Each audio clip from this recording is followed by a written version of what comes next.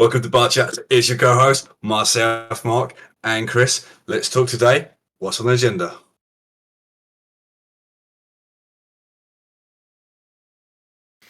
Right, folks. So, on our last episode, Chris was introducing one of his loves, which is the Minecraft. Now, my recent love, or what I've passionate really about, is LARPing. So, I only recently joined, probably about last year. I joined very shortly. Just a quick question for those that don't know: what does LARP stand for? So, LARPing stands for live action roleplay.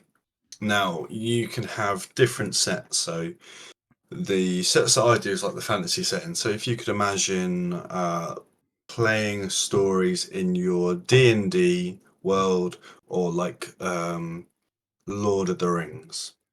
Now, the events that I go to, we like to make it hero fighting. So you could swing your sword wang wang wang wang wang all the time, but we like to really give the players and the monsters hero fighting. So you're swinging in at a good pace, you're doing massive impacts, but you're also worrying about people's safety at the same time. You're not there to hurt them. You're basically there to win in your objectives. So if you're swinging and doing great moves, they're gonna take the hits back. Like if I was to get hit there, I'd be like, wow. You're there to have a good time. You're there to build a story. And recently, I've been acting more as staff, so crewing. So I'll help out with doing a lot of NPCs, the monstering side, helping set up stories. My guys are always chaotic when it comes to fighting, and the friends that I work with, they know I've got ideas for Carnage, but they do need to keep me in check at the same time because obviously we are following a story which the players are also making. So I can have slight inputs of what I put towards, but it's actually the players that make the decisions. Not to say that the decisions don't go badly. They will do what I do, and I'll make a big boo boo. So there'll be something big on the next event that's going to happen. That's going to be this pure carnage. But it's not just combat. There are the times where you're seeking information. There are the times that you might not want to kill somebody, but try and talk your way through or use abilities. So if you're familiar with the fundamentals of D&D, you could be using stealth, talking skills, spells, trickery. Sometimes you might even be able to just walk through combat and not actually fight. Because you might have a creature that's quite slow to come up to you, but unless you've got a barrier in that, who's to say that you just can't walk away from it? And I started off as a player in one LARP. I wasn't sure what I was doing, but all of the people there are so welcoming. Every LARP event that I've gone to, people can join with no kit necessarily. You can start off with the fundamentals, minimum kit, and we love to see someone building up their adventure.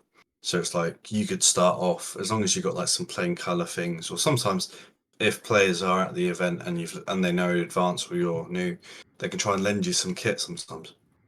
And then eventually at some point when you get your kit, you know where you're going, you can just build upon it and upgrade yourself. And it's seeing the progression. As long as you willing to dive in, willing to explore what you can do, everyone's going to be more than happy to help you. And you won't ever be left on your own because you will have players, or they'll be like myself, crew, that will help guide you and be like, well, how would you like to progress? Did you want to progress chaotically, or do you want to be good at first, but then actually you can become evil? It's all how you portray your characters. Now, I am more than happy talking about LARP in future episodes, which we might do. This is only just a brief introduction of a hobby that I've got into and I'm very passionate about and looking to Yeah. expand upon. Oh, definitely. Because especially with work, you're not always able to go there. Mm. So when you do get there, I definitely feel like you push yourself to enjoy it more. Because you're just yeah, I get to go to this one. I want to fully embrace it. And didn't you say the one you just went to was just an end of a story? Yeah, So how does an end of a story work in LARP? so this story has actually been going on probably, but maybe the best part of 10 years. I joined it only like last year. And so it was getting a conclusion to a main big bad and how the players were going to do it, from fighting to get hold of resources that they can use for a ritual, to then try and bind the big bad away. And then are you looking to try and rescue some parts, seal it away, or flat out murder? And in previous rituals, people have like done rituals to make another player like a weapon, a Okay. human weapon that's sole duty is to kill the big bad. So as long as it can get in contact, it will be able to destroy. Okay. And so the there were player deaths. So people were expecting this were going to be tough fights. Unlike in D&D, once your player is dead, it's very hard to try and revive somebody. Mm. Do Uh, do the people who have like player deaths, do they have like other roles over the weekend so they can still take part? Like, do they become like NPCs as a different character, or do they become so, monsters, or yeah, they'll join us in like the monstering team unless they have designed a character, they have built it, and they've got the kit, and they can come back straight into it as long as they let us know. But a lot of them will join us in the monstering team, so they'll join myself like crew. They won't be like fishy crew, but they'll join us yeah? when we're in combat scenes and go through, and then they could just be like a normal person in the camp still and engage with players. Okay, so it's not just like, oh, I'm going as my character. Oh, I died. I have to go home now. You actually still can take part in the rest of the weekend. Yeah.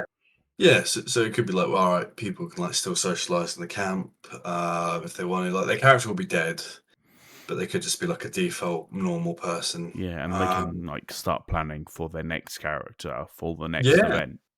I mean, like some people that have actually like had characters died have actually joined us as a permanent crew. So I joined so the first lap I have, I'm still a player, but I've helped out as crew.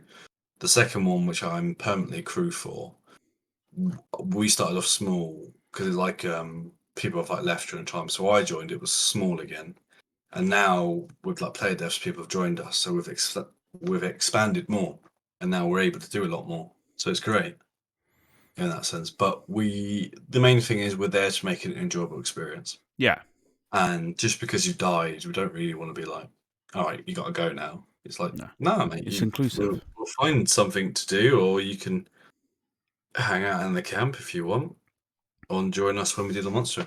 Oh, There's always the thing. fantastic! We make it look cool. Everyone has a good time, and any feedback we can get, we work. Cool, And that makes a wrap it does. for another talk for another time. Bye.